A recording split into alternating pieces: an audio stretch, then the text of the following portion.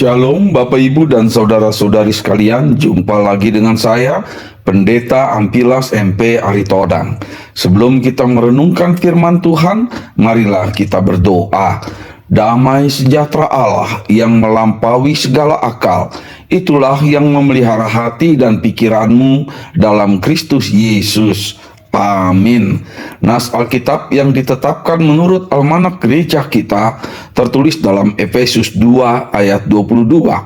Di dalam Dia kamu juga turut dibangunkan menjadi tempat kediaman Allah di dalam Roh. Tema menjadi tempat kediaman Allah. Bapak Ibu dan saudara-saudari sekalian yang dikasihi Tuhan Yesus, jika binatang-binatang buas memiliki liang dan burung-burung memiliki sarang, maka manusia pun memiliki rumah untuk tempat kediamannya.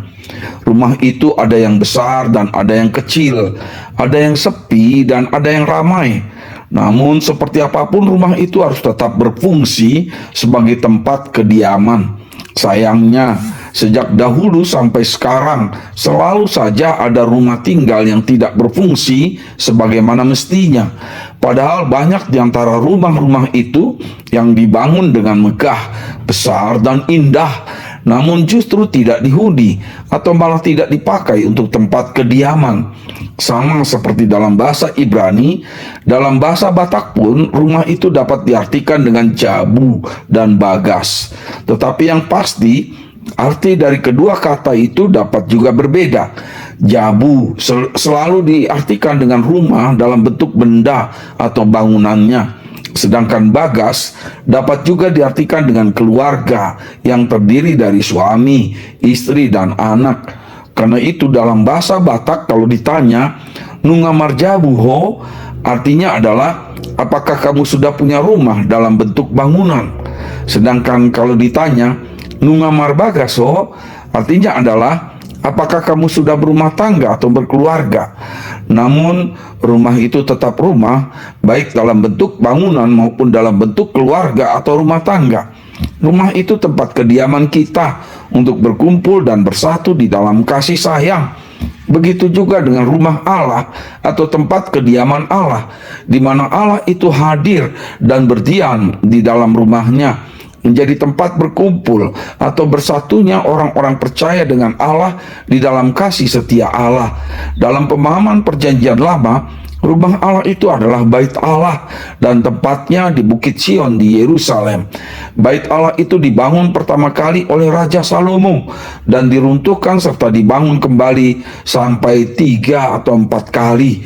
Ya, Bait Allah atau tempat kediaman Allah itu masih bisa hancur dan diruntuhkan oleh manusia.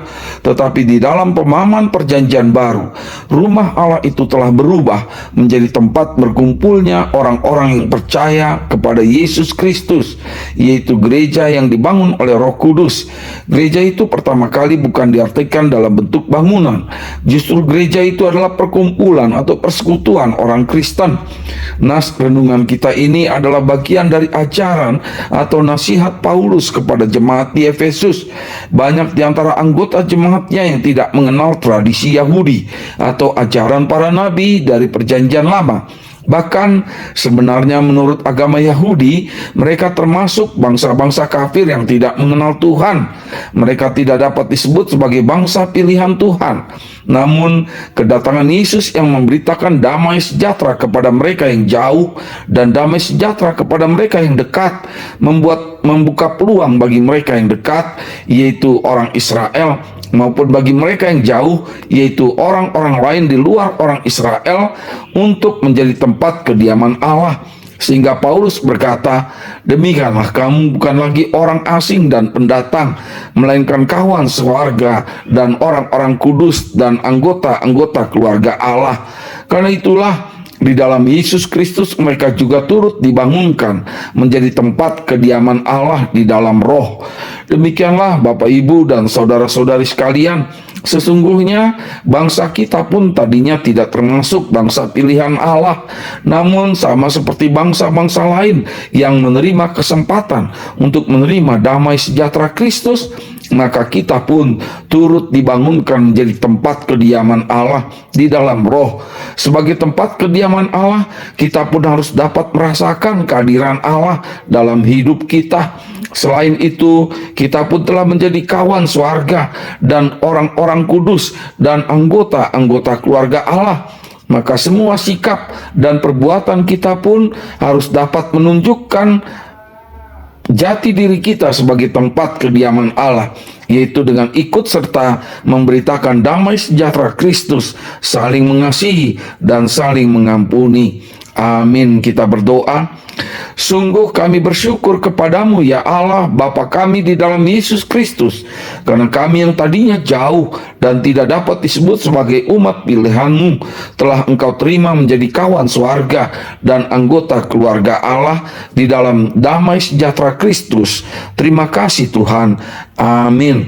Bapa kami yang di sorga, dikuduskanlah namamu, datanglah kerajaanmu, jadilah kehendakmu di bumi seperti di sorga. Berikanlah kami pada hari ini makanan kami yang secukupnya, dan ampunilah kami akan kesalahan kami, seperti kami juga mengampuni orang yang bersalah kepada kami. Dan janganlah membawa kami ke dalam pencobaan, tetapi lepaskanlah kami daripada yang jahat, karena Engkaulah yang mempunyai kerajaan dan kekuasaan dan kemuliaan sampai selama-lamanya. Amin. Kasih karunia dari Tuhan Yesus Kristus dan kasih setia dari Allah Bapa dan persekutuan dengan Roh Kudus, itulah yang menyertai kamu sekalian. Amin. Shalom Bapak Ibu dan saudara-saudari sekalian. Sampai jumpa lagi di kesempatan berikutnya bersama dengan saya, Pendeta Ampilas MP Aritonang. Shalom.